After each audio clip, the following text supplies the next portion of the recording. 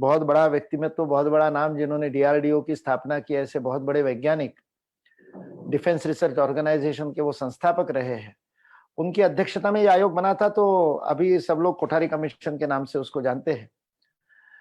1894 के Philip हर्टॉग committee से लेकर के, वन मैन कमिटी से लेकर के कोठारी कमीशन तक किसी ने भी, मतलब हम लोग कहते हैं कि मैकॉले ने उनके पिताजी को कहा था कि अंग्रेजों के लिए क्लर्क बनाने वाली शिक्षा व्यवस्था मैंने दी थी, वो पिताजी को लिखे हुए पत्र में लिखा था, किंतु किसी सरकारी मिनट्स ऑफ मीटिंग में या एक्ट में शिक्षा का उद्देश्य नौकरी नहीं बताया था, रोजगार नहीं बताया था।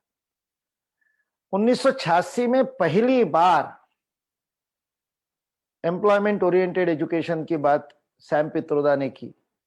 उस समिति के भी अध्यक्ष तो प्रोफेसर यशपाल थे, जो अपने आप में बहुत बड़े वैज्ञानिक थे, किंतु चली सैम पित्रोदा की। और सैम पित्रोदा की बुद्धि तो हम सब लोग जानते हैं, पिछले 1-1.5 वर्ष में तो उन्होंने और ज्यादा अपने बुद्धि का प्रदर्शन किया है। और उस दृष्टि से पूरी शिक्षा का व्यापारीकरण उस शिक्षा नीति के बाद में हुआ।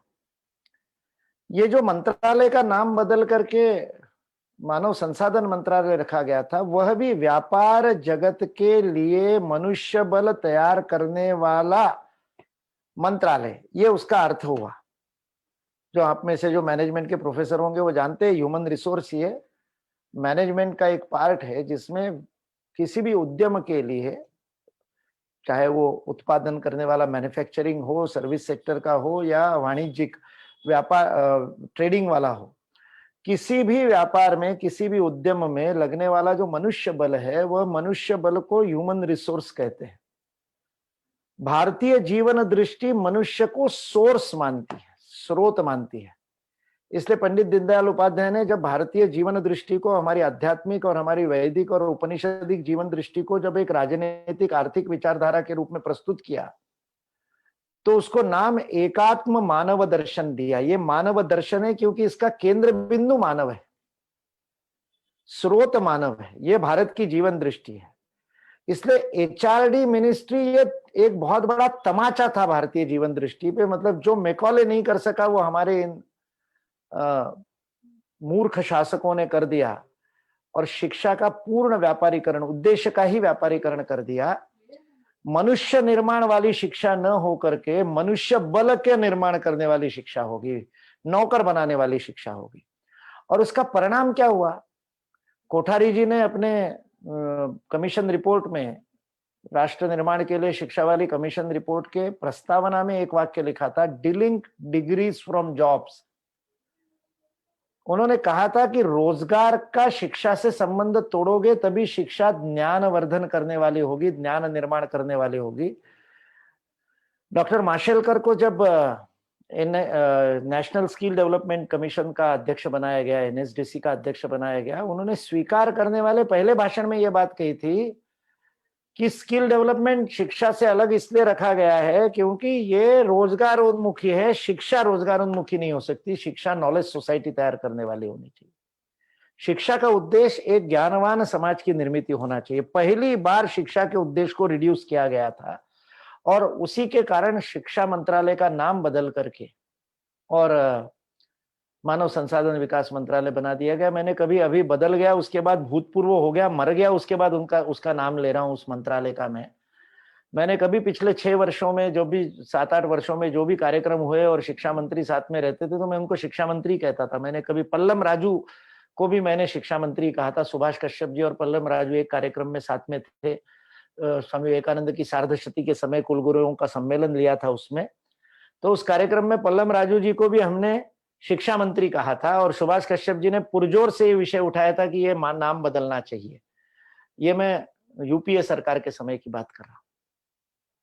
इसलिए यह नाम परिवर्तन दृष्टि परिवर्तन है। शिक्षा का उद्देश्य फिर से मनुष्य निर्माण हो गया, राष्ट्र निर्माण हो गया, समाज का निर्माण हो गया, व्यापार का पोषण नहीं हुआ। क्योंकि शिक्षा का उद्देश्य जब शूद्र बन गया, तो उसके बाद में उस उद्देश्य में भी वो पूर्ण नहीं कर पाई। शिक्षा भारत के इतिहास में, जब हम विश्वगुरु रहे और गुरुकुल शिक्षा थी, उस समय शिक्षा का उद्देश्य था मुक्त करना, मुक्त करी विद्या। और जब विद्या मुक्त करी थी तब वो सुयोग्य बनाने वाली, व्यक्ति का निर्माण करने वाली भी थी, इसलिए उसको युक्त करी भी कहते थे। तो मुक्त करी, युक्त करी, और जब मुक्त करी और युक्त करी होगी यानी योग्य बनाने वाली शिक्षा होगी तो वो अर्थ करी तो अपने आप हो जाती थी। यानी अर्थ करी उसको करना नहीं पड़ता था। जब आदमी सुयोग्य हो जाएगा तो वो तो उत्पादन करेगा ही। जब आपने युक्त करी और मुक्त करी को छोड़ करके केवल अर्थ करी को ही उद्देश्य बना दिया और एम्प्लॉयमेंट ओरिएंटेड एजुकेशन की बात करने लगे, तो पिछले 4-5 वर्षों में, 10 वर्षों में भी आप देख लीजिए, अंतरराष्ट्रीय और राष्ट्रीय सर्वेक्षणों में ये आगे आया कि हमारे प्रोफेशनल ग्रेजुएट्स भी, मतलब इंजीनियरिंग के और मैनेजमेंट के ग्रेजुएट्स में से भी 80% अनएम्प्लॉयबल है। ये सर्वेक्षण कहते हैं। जब आप उद्देश्य ही एम्प्लॉयमेंट कर दोगे तो वो अनएम्प्लॉयबल ही बनेंगे। इसलिए शिक्षा मंत्रालय होने से उद्देश्य परिवर्तन होने की एक बहुत बड़ी अपेक्षा लेकर के हम इस काम को कर रहे हैं। एक बहुत क्रांतिकारी काम कस्तूरी रंगन जी की समिति ने किया है। फिर एक वैज्ञानिक को दायित्व दिया गया था और एक ऋषि को दायित्व दिया गया था, ऐसा मैं कहता हूं। हम में से जो लोग उनसे मिले हैं वो मेरी इस बात से निश्चित रूप से सहमत होंगे कि एक ऋषितुल्य व्यक्तिमत्व, जीवंत ऋषि कैसे होगा, आज यदि होते याज्ञवल्क्य, वशिष्ठ, विश्वामित्र होते तो आज कैसे होते, ये यदि देखना है तो उस कस्तूरी रंगन जी का जीवन हम देख सकते हैं। बालवत सहजता और अत्यंत अद्भुत ज्ञान होते हुए भी इतनी विनम्रता। अभी उस दिन जब कॉन्क्लेव हुआ और उस कॉन्क्लेव में सारे देश भर के कुलगुरु और सारे लोग उपस्थित थे और उनके बीच में प्रधानमंत्री का शिक्षा नीति के ऊपर व्याख्यान हुआ, जो अब हम सब लोगों ने उसको लाइव देखा। व्याख्यान के अंत में जब प्रधानमंत्री ने कस्तूरी रंगन जी को धन्यवाद दिए और उनकी बधाई दी, तब कस्तूरी रंगन जी जिस विनम्रता से आंखों में आंसू लेकर के, हाथ जोड़ करके विनीत भाव से सामने झुके थे, वो बात बताती है कि किस ऋषि ने ये शिक्षा नीति बनाई है। एक और इस शिक्षा नीति की विशेषता यह है कि ये शिक्षा नीति पूरे देश के सहभाग से बनी है। मेरी मान्यता है कि विश्व के अनेक देशों की, लगभग 120 देशों की जितनी जनसंख्या है उससे अधिक लोगों ने, मतलब जितने लोगों ने शिक्षा नीति को बनाने के लिए अपना अभिमत दिया है, उनकी संख्या विश्व के 120 देशों की जनसंख्या से अधिक है। दुनिया में कोई पॉलिसी इतने विस्तृत, इतने व्यापक, इतने डिटेल्ड डिस्कशन, कंसल्टेशन, परामर्श और विमर्श के बाद नहीं बनी है। ऐसा परामर्श और ऐसा विमर्श, ऐसा लोकतांत्रिक पद्धति ये पहली बार हुई। इसलिए ये बहुत ऐतिहासिक है जो 29 जुलाई को हुआ। इसलिए 2020 29 जुलाई के लिए याद रखा जाएगा। और दूसरा भी हम सब लोगों के लिए आनंद का विषय 5 अगस्त के लिए भी जाना जाएगा। वैसे 5 अगस्त 2019 भी हमारे लिए सुखद था, 5 अगस्त 2020 उससे अधिक सुखद हो गया और हम सबके आराध्य श्री राम जी के जन्मभूमि पर मंदिर का निर्माण प्रारंभ हो गया। ये दोनों कामों के लिए 2020 अविस्मरणीय हो गया। कोरोना को भूल जाएंगे, ये दोनों याद रहेंगे। कोरोना 2 साल बाद याद नहीं रहेगा। इसलिए ये एक अद्भुत कार्य हुआ है। इस शिक्षा नीति को हमको समझना चाहिए। और उच्च शिक्षा में भी बहुत क्रांतिकारी परिवर्तन हुए हैं, स्कूल शिक्षा में भी हुए हैं। कुल मिलाकर के आमूलाग्र परिवर्तन की ओर ये शिक्षा नीति जा रही है। लेकिन फिर मैं एक सावधानी अवश्य यहाँ रखना चाहूंगा कि कोठारी कमीशन की रिपोर्ट भी इतनी ही अच्छी थी, कोठारी कमीशन की रिपोर्ट भी इतनी ही समग्र और एकात्म थी, लेकिन राजनीतिक इच्छा शक्ति की कमी के कारण, और सबसे ज्यादा हम सब लोग अभी प्राध्यापक यहाँ पर बैठे हैं, शिक्षक बैठे हैं, इसलिए बहुत निष्ठापूर्वक और बहुत साफगोई से हमको ये मान्य करना चाहिए कि शिक्षकों ने उसको नहीं इम्प्लीमेंट किया, इसलिए वह फेल हुई 1966 की कोठारी कमीशन रिपोर्ट। और अभी जो शिक्षा नीति है, सरकार तो इच्छा शक्ति दिखा रही है। सरकार ने कस्तूरी रंगन जी की पूरी समिति को, मंजुल भार्गव, एम.के. श्रीधर, कट्टीमणि जी, वसुधा कामत, इन लोगों ने, सबने एक एक ने इतनी मेहनत की है एक एक विषय को लेकर के, और उनके उस परिश्रम का परिणाम इसमें दिखाई दे रहा है। उन 10 लोगों की समिति के परिश्रम का परिणाम इन 66 पृष्ठों में हमको दिखाई दे रहा है। शासन ने उनको करने दिया, मुक्त होकर के करने दिया, बिना इंटरफियरेंस के करने दिया। उनकी मेहनत बाकी हुई। शासन ने अपना इंटेंशन दिखा दिया है, शासन की मंशा स्पष्ट है, शासन की नियत पर कोई शंका नहीं हो सकती, क्योंकि नेशनल रिसर्च फाउंडेशन के बारे में ड्राफ्ट में लिखा गया था। लेकिन 29 जुलाई को नेशनल रिसर्च, इस शिक्षा नीति की घोषणा होती है जिसमें एनआरएफ का ड्राफ्ट बताया जाता है कि एनआरएफ बनेगा, नेशनल रिसर्च फाउंडेशन। लेकिन शासन कितना गंभीर है इस विषय को लेकर के कि इस वर्ष के बजट में निर्मला सीतारामन जी ने फरवरी माह में ही, मतलब 29 जुलाई को जो एनआरएफ घोषित हुआ है, उसके निर्माण के लिए 200 करोड़ रुपए का प्रावधान इस वर्ष के बजट में पहले ही कर दिया था सरकार ने। शासन कितना गंभीर है इसको, इस नीति को अप्लाई करने के लिए, यह हम इस बात से देख सकते हैं। और भी उदाहरण है, लेकिन शासन के हाथ में नहीं है। शासन हस्तक्षेप नहीं करे और विद्वानों के ऊपर छोड़ दे, ये तो कर सकता है, लेकिन काम तो विद्वानों को करना पड़ेगा, काम तो शिक्षकों को करना पड़ेगा। इसलिए शिक्षकों का दायित्व इम्प्लीमेंटेशन में बहुत बड़ा है। जैसे इस शिक्षा नीति के 3 महत्वपूर्ण बिंदु है हायर एजुकेशन का, जहां तक विषय है। स्वायत्तता एक बहुत बड़ा कीवर्ड इस पूरी शिक्षा नीति में हमको उभर करके सामने आता है। ग्रेडेड ऑटोनॉमी ये शब्द प्रयोग हुआ है अंग्रेजी में।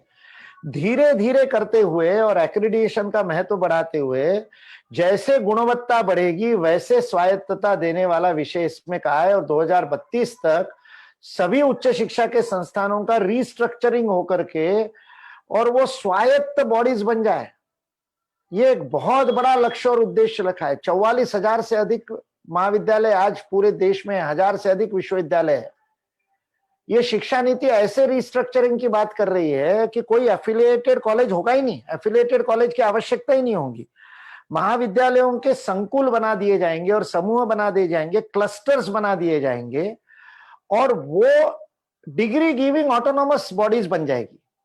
क्रमशः गुणवत्ता बढ़ाते बढ़ाते विश्वविद्यालयों के अलावा अनेक ऑटोनॉमस महाविद्यालय डिग्री गिविंग महाविद्यालय बन जाएंगे। ये जो ग्रेडेड ऑटोनॉमी है,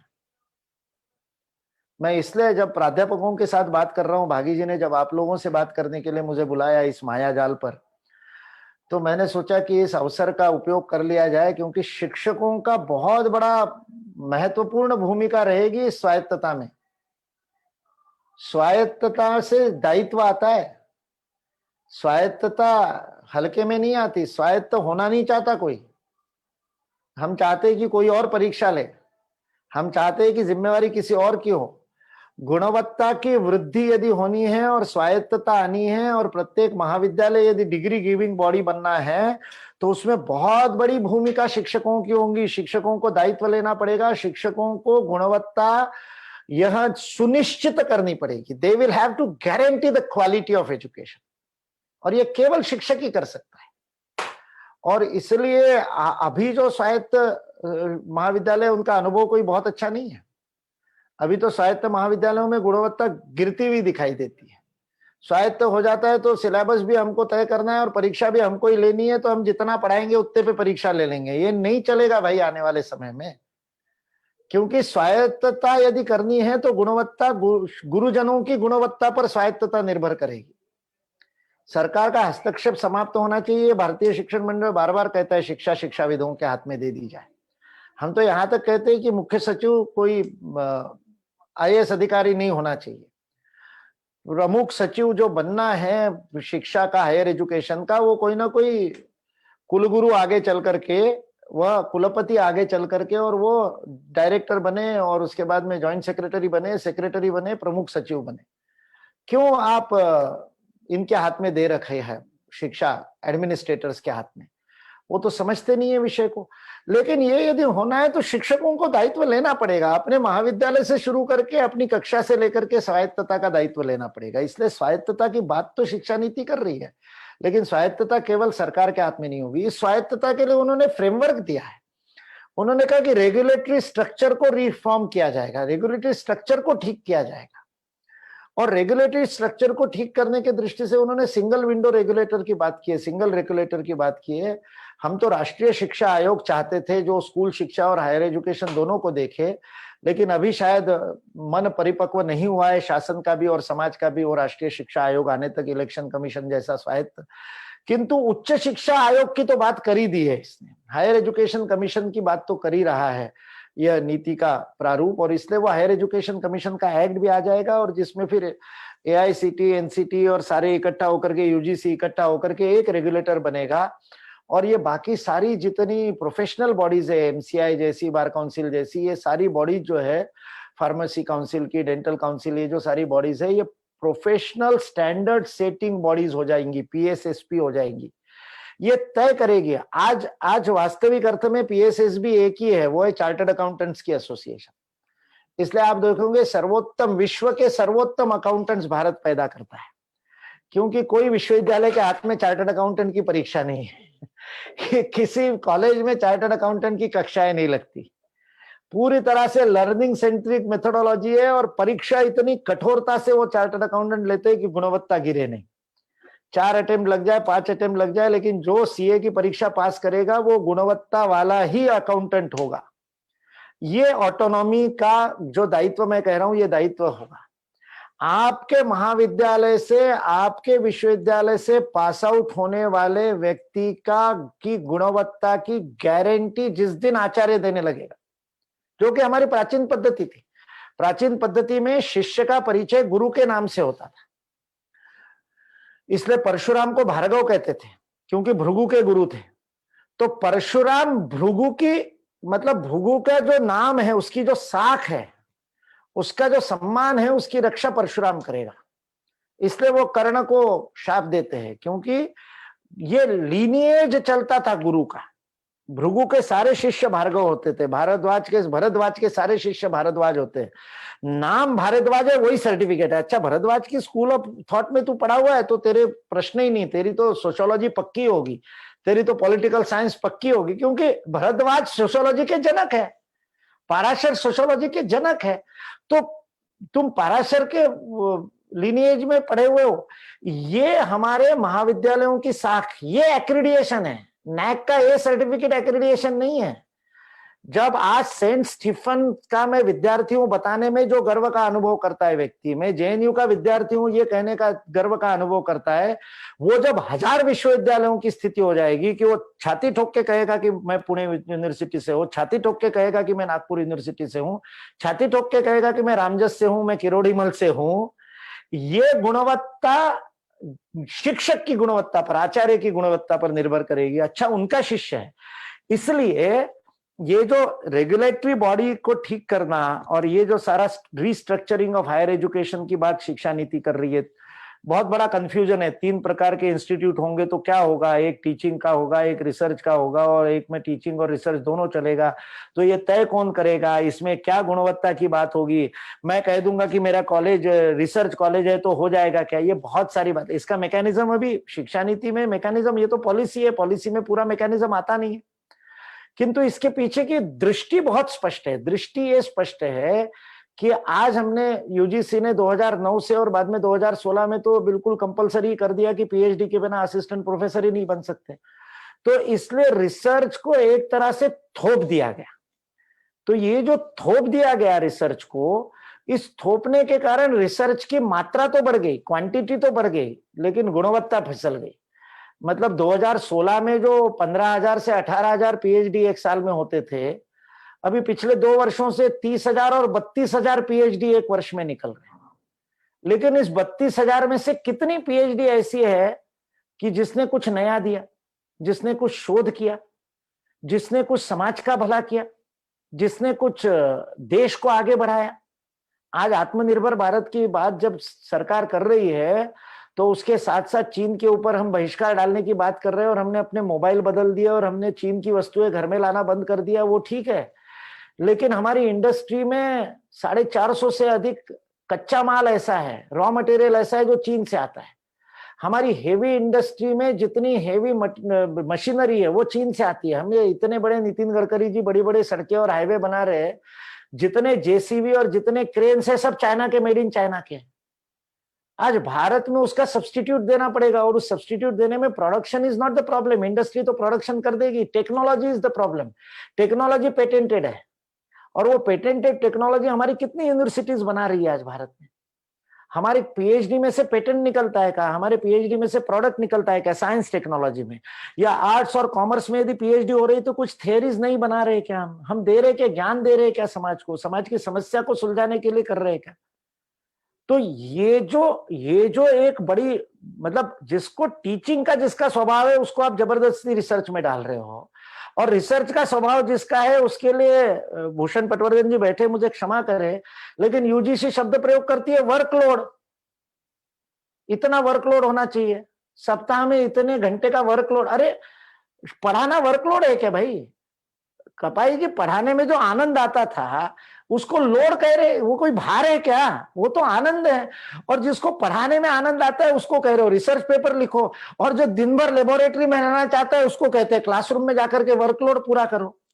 ये जो एक विसंगति थी पूरे इसमें, इस विसंगति को ठीक करने के लिए ये सॉल्यूशन दिया है कि रिसर्च ओरिएंटेड जो लोग हैं वो रिसर्च में लगे, टीचिंग ओरिएंटेड जो लोग हैं उनको जबरदस्ती रिसर्च नहीं करना पड़े। वो रिसर्च नहीं करे ऐसा नहीं है, लेकिन रिसर्च करना उनके ऊपर थोपा नहीं जाए, वो अपने टीचिंग में से भी वो गुणवत्ता मिल जाए। ये इसके पीछे की दृष्टि है। अब उसका मैकेनिज्म कैसे बनता है ये सब हमारे ऊपर निर्भर करेगा कि हम कितना व्यवस्थित उसका मैकेनिज्म बना करके, और उसमें एनडीटीएफ जैसे, और अब तो आज से आपने एनडीटीएफ का विचार मंच भी बना दिया। आपको बहुत बहुत बधाई भागी जी और नेगी जी और सभी को, जितने आप शिक्षक नेता है, अध्यापक नेता है, उनको बहुत बहुत बधाई। सारे जितने टीचर्स यूनियन है वो केवल अधिकारों की बात करते हैं, आप ही हो जो कर्तव्य की भी बात करते हैं। और विचारधारा पर काम करने वाले तो बहुत लोग हैं, लेकिन विचार करने वाले कम लोग हैं। आपने विचार मंच की स्थापना की, इसलिए आपको बहुत बहुत बधाई। और ऐसे शिक्षकों के यूनियन की बहुत बड़ी भूमिका होगी ये रिस्ट्रक्चरिंग का, इम्प्लीमेंटेशन का मैकेनिज्म, प्रैक्टिकल मैकेनिज्म देने के लिए। इसलिए आप प्रतीक्षा मत कीजिए कि यूजीसी कुछ बनाएगी या सरकार कुछ बनाएगी। हम अपने छोटे छोटे टास्क फोर्स बना करके इस पर काम करना शुरू कर दें, तब ये स्वायत्तता, मैं ये स्वायत्तता के अंदर रिस्ट्रक्चरिंग ला रहा हूं, मैं स्वायत्तता के अंदर रेगुलेटरी फ्रेमवर्क की बात कर रहा हूं, क्योंकि ये स्वायत्तता की बात है। दूसरा जो हायर एजुकेशन में है अभी जो है, उससे जो एक बहुत बड़ा परिवर्तन हुआ है जो क्रांति कर देगा, और खास करके विद्यार्थियों के लिए, आने वाले भविष्य की पीढ़ी के लिए बहुत बड़ी क्रांति कर देगा। और शिक्षकों को भी कमर कस के उसके लिए काम करना पड़ेगा, अपने स्टेटस कोइज्म को छोड़ना पड़ेगा, और अपना जो एक स्वभाव है कि बदलना नहीं है उसको छोड़ करके बदलने के लिए तैयार होना पड़ेगा। और वो जो काम है वो बहुत बड़ा और बहुत महत्वपूर्ण काम है, वो है इस शिक्षा नीति ने और हमारे पूरे के पूरे तंत्र को फ्लेक्सिबल बना दिया है, हायर एजुकेशन को बहुत ज्यादा और लचीला बना दिया है, कोर्स कंटेंट के लेवल पे लचीला बना दिया है। चॉइस बेस्ड क्रेडिट सिस्टम को लागू करने में हमको इतनी कठिनाई हुई थी क्योंकि शिक्षकों ने स्वीकार नहीं किया था चॉइस बेस्ड क्रेडिट सिस्टम को, और शिक्षकों को स्वीकार करने में जितना समय लगा उतना समय चॉइस बेस्ड क्रेडिट सिस्टम को लागू होने में लगा। अब इन्होंने चॉइस बेस्ड डिसिप्लिन बना दिए, केवल क्रेडिट सिस्टम ही नहीं, स्ट्रीम्स खत्म कर दिए हैं। साइंस, आर्ट्स और कॉमर्स का जो एक वाटर टाइम कंपार्टमेंटलाइजेशन था उसको खत्म कर दिया। मेजर और माइनर की व्यवस्था के अंतर्गत चेतन भगत को आईआईटी और आईआईएम करने के बाद इंग्लिश लिटरेचर नहीं, वह टेक्नोलॉजी के साथ इंग्लिश लिटरेचर का अध्ययन कर पाएगा। वो साइंस फिजिक्स पढ़ते समय प्रेमचंद को भी पढ़ने की यदि उसकी इच्छा है तो पढ़ पाएगा। तो ये जो एक कंपार्टमेंटलाइजेशन एजुकेशन का था, जैसे हमारे योगेश सिंह जी है, डीटीयू के जो कुलपति है, कुलगुरु है, टेक्नोक्रेट है, कंप्यूटर साइंस में पीएचडी है, लेकिन हिंदी साहित्य में उनको इतना अद्भुत रुचि है। जयशंकर प्रसाद से लेकर हरशंकर परसाई से लेकर सबकी कविताएं उनको याद है, खुद अच्छी कविता लिखते हैं, लेकिन उनके समय में यह प्रावधान उपलब्ध नहीं था। आज इंजीनियरिंग का विद्यार्थी अपने इंजीनियरिंग के विषयों के साथ प्रेमचंद को पढ़ सकेगा, हिंदी साहित्य को पढ़ सकेगा, अंग्रेजी साहित्य को पढ़ सकेगा। ये जो एक मल्टी डिसिप्लिनरी अप्रोच, एक ये जो बहुशाखीय दृष्टिकोण, समग्रता का दृष्टिकोण इस शिक्षा नीति में दिया है, उसको लागू करने के लिए बहुत आमूलचूल दृष्टि परिवर्तन करना पड़ेगा। ये जो फ्लेक्सिबिलिटी नीति में है, ये फ्लेक्सिबिलिटी हमारी सोच में लानी पड़ेगी, उसके बिना ये काम नहीं होगा। इसलिए ये स्ट्रीम्स को खत्म करना। फिर दूसरा, मल्टीपल एंट्री मल्टीपल एग्जिट की बात की कि आप फर्स्ट ईयर के बाद यदि आप छोड़ देते हो, आपको किसी कारण से आप फर्स्ट ईयर के बाद में आप आगे की पढ़ाई नहीं कर सकते हो, तो आज की परिस्थिति में 3 साल का गैप हो जाता है, 2 साल का गैप हो जाता है, तो उसको फिर से फर्स्ट ईयर देना पड़ेगा, वो सेकंड ईयर में नहीं जा सकता आज की परिस्थिति में। अब ये शिक्षा नीति कह रही है ऐसा नहीं है, फर्स्ट ईयर के बाद यदि आप पढ़ाई छोड़ देते हो तो आपको सर्टिफिकेट मिलेगा, 2 साल के बाद छोड़ते हो तो डिप्लोमा मिलेगा, 3 साल के बाद छोड़ते हो तो पास डिग्री मिलेगी, और 4 साल की डिग्री करते हो तो आपको ऑनर्स की डिग्री मिलेगी। 4 ईयर डिग्री को लेकर के बड़ा बवाल मचा था, लेकिन इसने फ्लेक्सिबल अप्रोच करके 4 ईयर डिग्री भी कह दी है, 3 ईयर डिग्री भी दे दी है, और साथ में 4 ईयर यदि आप डिग्री करते हो तो पोस्ट ग्रेजुएशन 1 साल में पूरा हो जाएगा। तो ये जो एक बहुत बड़ा क्रांतिकारी जो परिवर्तन फ्लेक्सिबिलिटी का आया है, वो बहुत महत्वपूर्ण है। इसलिए इन्होंने कहा सिंगल सब्जेक्ट यूनिवर्सिटीज और single subject HEI higher educational institution नहीं रहेगी। आज 44,000 में से 18,000 सिंगल सब्जेक्ट कॉलेजेस है, और उसमें से 10,000 बीएड कॉलेजेस ऐसे है कि जिसमें केवल एक फैकल्टी है और 100 स्टूडेंट होते हैं बीएड के। 10,000 के लगभग कॉलेजेस आज पूरे देश में ऐसे हैं। अब किसी को टीचर बनना है, पर टीचर एजुकेशन पे पूरा अलग से बहुत सुंदर व्याख्यान इसमें है, वो फ्लेक्सिबिलिटी उसमें भी डाली है, मल्टी डिसिप्लिनरी अप्रोच उसमें भी डाला है, ये समग्रता उसमें भी डाली है। 4 साल की डिग्री कर दी और धीरे धीरे करते हुए 2 साल वाली खत्म कर देंगे और 4 साल वाली ही रखेंगे, और 4 साल वाली जहां पर है उन कॉलेजेस को 2 साल वाली डिग्री भी चलाने की अनुमति दे सकते हैं कुछ एक्सेप्शन में। ये 4 साल की डिग्री इतना अद्भुत काम हो जाएगा कि आज जो रेसिड्यू है, बैंक की भी परीक्षा दे देता है, LIC की परीक्षा देता है, रेलवे की देता है, सब में नहीं होता तो बीएड करता है, और जो रेसिड्यू है वो टीचिंग में जा रहा है, स्कूल टीचिंग में। टॉप ब्रेन टीचिंग में नहीं जा रहा, हायर एजुकेशन में भी टॉप ब्रेन टीचिंग में नहीं जा रहा है। एक पिछले 15 वर्षों का आप सर्वेक्षण कीजिए, कितने गोल्ड मेडलिस्ट टीचिंग में आए, कितने गोल्ड मेडलिस्ट प्रोफेसर बने, असिस्टेंट प्रोफेसर बने, प्रोफेसर बने। 70 के दशक में, 80 के दशक में गोल्ड मेडल किसी यूनिवर्सिटी में किसी को मिलता था तो तुरंत उसको लेक्चरर लगा लेते थे, बिना किसी और उसको काम नहीं करना पड़ता था। गोल्ड मेडल मिल गया मास्टर्स में, यही आधार होता था कि वो पढ़ाने, कल से आजा पढ़ाने के लिए, ये परिस्थिति थी। बाद में यूजीसी ने नियम कड़क किए, फिर नेट आया, फिर जो हुआ हम सब लोग जानते हैं। लेकिन टॉप ब्रेन हमारा टीचिंग में नहीं जा रहा, और स्कूल टीचिंग में तो और बर्बाद स्थिति है कि बिल्कुल रेसिड्यू जाने की स्थिति हो गई पिछले 20, 25, 50 वर्षों में। उसको बदलने का काम ये शिक्षा नीति कर रही है। इसलिए वो कह रही है मल्टी डिसिप्लिनरी कॉलेज होंगे। इसलिए एग्रीकल्चर यूनिवर्सिटी, इंजीनियरिंग यूनिवर्सिटी, इसमें भी ह्यूमैनिटीज के और बाकी सारे कोर्सेज शुरू होंगे, वो भी मल्टी डिसिप्लिनरी होंगे।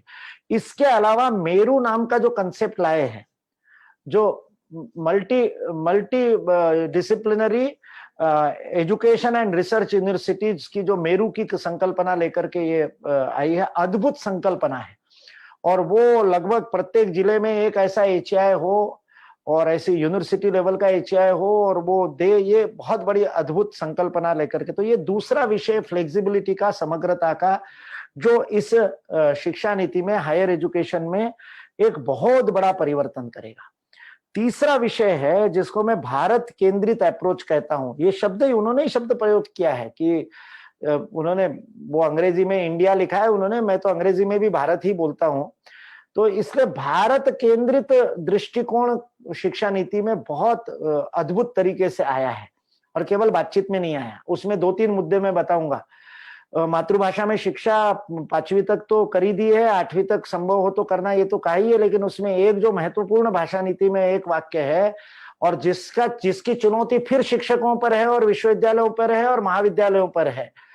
यह शिक्षा नीति कह रही है कि भारतीय भाषाओं के विकल्प उच्च शिक्षा में भी, प्रोफेशनल एजुकेशन सहित उच्च शिक्षा में भारतीय भाषा के विकल्प दिए जाए। ये सबसे बड़ी भारत केंद्रितता मैं मानता हूं। आपके डॉक्टर और आपके इंजीनियर केवल अंग्रेजी में ही क्यों पढ़ते हैं भाई? क्यों नहीं वो आज दुनिया के टॉप 20 GDP वाले देश ले लीजिए। दुनिया में आप गूगल कीजिए या विकिपीडिया पे GDP की लिस्ट निकालिए और उसमें टॉप 20 GDP वाले देश लीजिए। अमेरिका का $21 ट्रिलियन का GDP, नंबर 2 पे चाइना, नंबर 3 पे जापान, ताइवान। दो कैलकुलेशन होते हैं, एक में जापान है, एक में ताइवान है। 5वें 6ठे पे भारत, फ्रांस, बेल्जियम, ये सारे, इटली, ये सारे 20 देश, जर्मनी, ये पहले 20 देश ले लीजिए, आपको विशेषता मिलेगी। ये सारे के सारे 20 देश ऐसे हैं, भारत को छोड़ करके 19 देश ऐसे हैं जो अपने देश में हायर एजुकेशन उनकी मातृभाषा में देते हैं। जर्मनी में इंजीनियरिंग जर्मन में होती है, चाइना में मेडिकल चाइनीज में होता है, इसलिए वो टॉप 20 में है।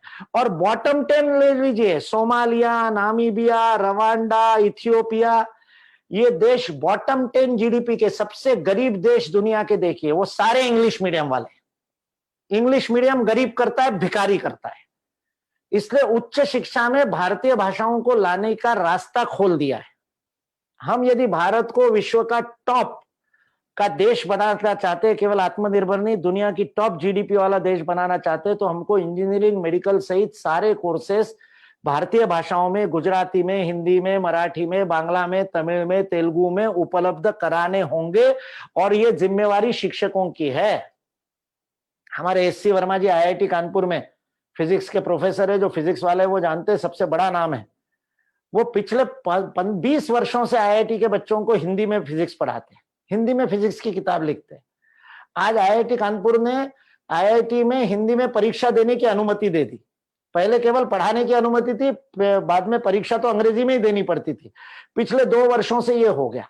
आरजीपीवी ने, राजीव गांधी प्रौद्योगिकी विश्वविद्यालय जो भोपाल में है, उसने हिंदी में इंजीनियरिंग का कोर्स शुरू कर दिया 2 वर्षों से।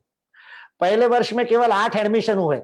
तो वहां के कुलगुरु जो थे सुनील कुमार जी, वो एक कार्यक्रम में मिले तो कहते, मुकुल जी आप लोगों के कहने से कह तो दिया, लेकिन केवल 8 एडमिशन मिले। मैंने कहा प्रतीक्षा कीजिए, अगले साल 800 आएंगे, फिर 8000 आएंगे, फिर 80,000 आएंगे। आने वाले समय में 80% हिंदी में करेंगे इंजीनियरिंग। क्योंकि भारत में 200 वर्षों से अंग्रेजी थोपी, अंग्रेजों ने थोपी, बाद में हमारी स्वतंत्र सरकारों ने थोपी, व्यापारियों ने थोपी, पैसा लगाया। उसके बावजूद 2011 के सेंसस में केवल 12% लोगों ने लिखा कि हमको अंग्रेजी आती है। मेरा वाक्य सुनिए, मैंने ये नहीं कहा 12% लोगों को अंग्रेजी आती है। मैंने ये कहा कि सेंसस में 12% लोगों ने लिखवाया कि मुझे अंग्रेजी आती है, उतनों को भी नहीं आती। लेकिन 88% तो ईमानदार थे कि जिन्होंने कहा हमको अंग्रेजी नहीं आती।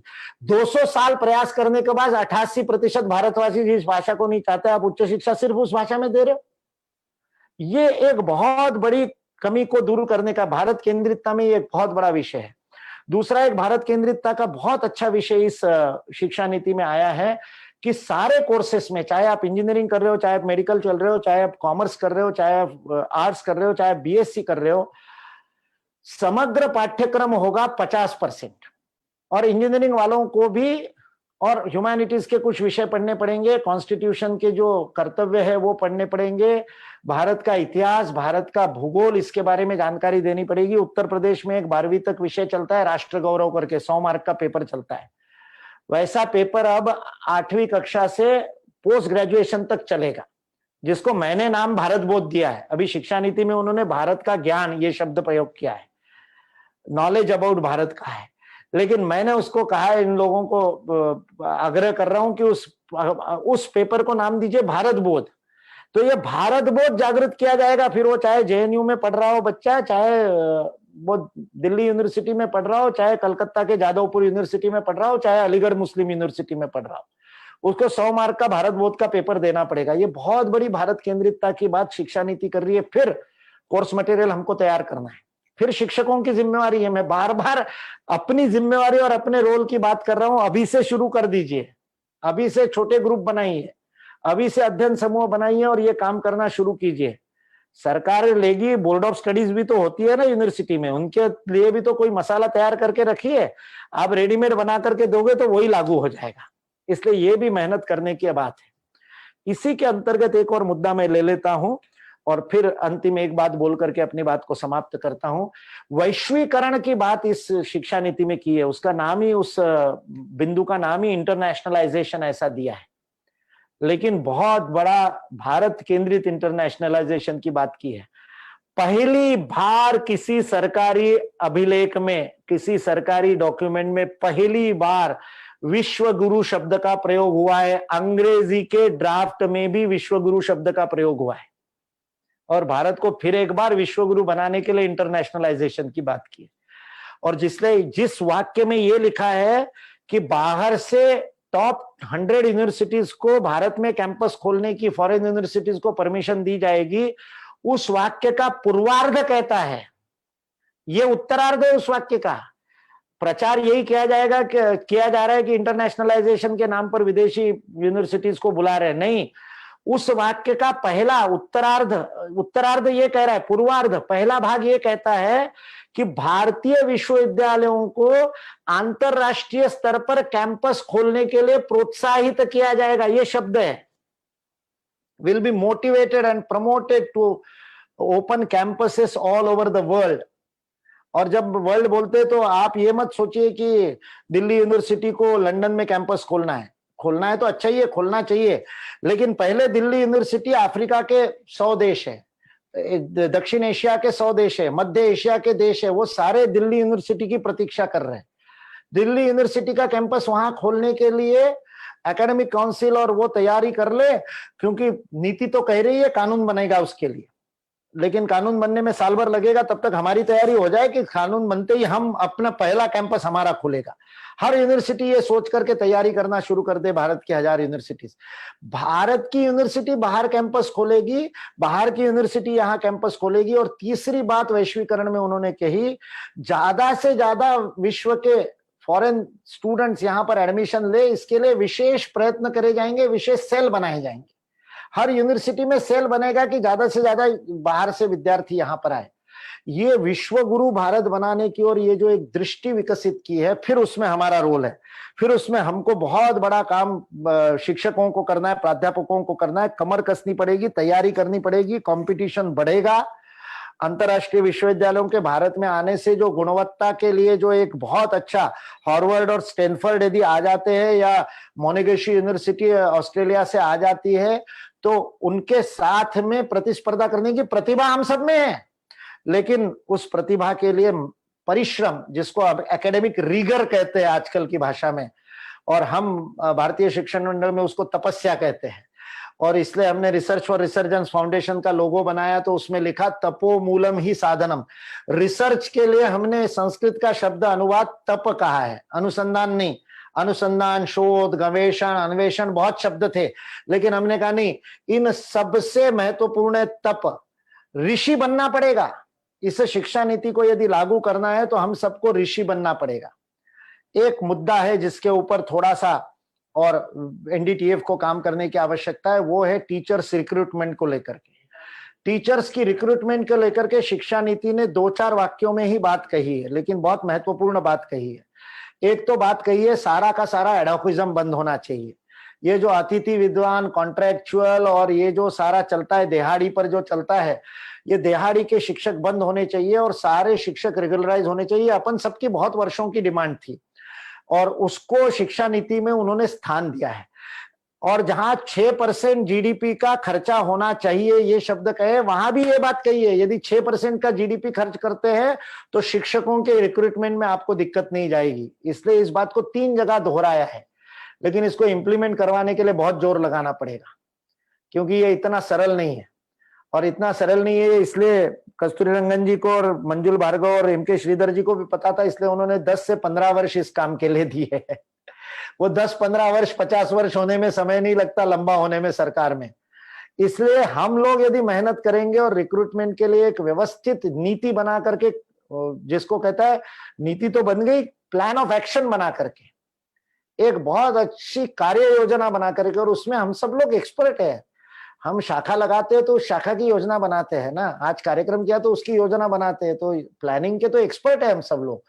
तो एक व्यवस्थित कार्य योजना बना करके यदि हम सरकार के सामने रखेंगे और सरकार के ऊपर दबाव डालेंगे, तो ये रिक्रूटमेंट वाला मुद्दा हो सकता है। और ये एक बहुत बड़ा मुद्दा है जिसके ऊपर आंदोलन की बाकी सारे जो शिक्षकों के संगठन है, आईफुक्टो आदि, उसकी तैयारी कर रहे हैं, उसके ऊपर आंदोलन शुरू भी हो गए हैं कई जगह पर, और आंदोलन कर रहे हैं उसके रिक्रूटमेंट वाले, क्योंकि उसमें टेन्योर ओरिएंटेड, ऐसा एक टेन्योर रेजिम करके एक शब्द प्रयोग किया है, जिसको लेकर के बवाल मचाया जा रहा है। लेकिन शिक्षकों की गुणवत्ता और शिक्षकों के रिक्रूटमेंट का स्थायित्व, इन दोनों का बैलेंस शिक्षा नीति में करने का प्रयत्न किया गया है। सब कुछ डिपेंड करता है कि इंप्लीमेंट किस ढंग से होता है, इस बात पर ये करता है। इसलिए मैंने ये 3 प्रमुख बिंदुओं में पूरे हायर एजुकेशन के स्ट्रक्चर का जो पूरी तरह से क्रांतिकारी आमूलचूल परिवर्तन शिक्षा नीति कर रही है, उसको आपके सामने रखा। हम सबको केवल स्वागत करने तक सीमित नहीं रहना चाहिए, टास्क फोर्स बनाने चाहिए। भारतीय शिक्षण मंडल ने 8 टास्क फोर्स बनाए और 8 टास्क फोर्स में से 2 के डॉक्यूमेंट मेरे पास आ गए हैं। हम उसको तैयार करके देंगे। अब पहले भी जब ये नीति बननी थी तब भी हमने डॉक्यूमेंट बना के दिया था भारतीय शिक्षण मंडल ने 48 पेज का, और हमको गर्व है कि उस 48 पेज में से बहुत सारी बातें, जैसे ये जो flexible multiple entry multiple exit का है, जो शब्द हमने प्रयोग किए थे वही शब्द शिक्षा नीति में वैसे के वैसे शब्द प्रयोग हुए। अपन लोग मेहनत करेंगे तो सरकार करेगी, करना पड़ेगा। एक ऐसी राजनीतिक इच्छा शक्ति वाली सरकार हमको मिली है कि जो करने को तैयार है, लेकिन उनके वो आईएएस अधिकारी बनाएंगे तो फिर वैसे ही बनाएंगे ना। उनको तो ट्रेनिंग ये दी जाती है कि काम कैसे नहीं करना है, अड़ंगे कैसे डालने, इसी की जिसको ट्रेनिंग मिली है उसको यदि कार्य योजना बनाने का काम छोड़ देंगे तो फिर गाली देते रहेंगे, जिंदगी भर आंदोलन ही करते रहेंगे। अभी अवसर है, अभी हम लोग शिक्षक लोग कार्य योजना बनाएंगे तो सरकार को करना पड़ेगा। इसलिए वो संकल्प लेते हुए मैं अपनी बात को विराम देता हूं। यदि प्रश्नोत्तर के लिए समय बचा हो तो प्रश्न लेने में मुझे आपत्ति नहीं है। आप लोग तय कीजिए क्या करना है।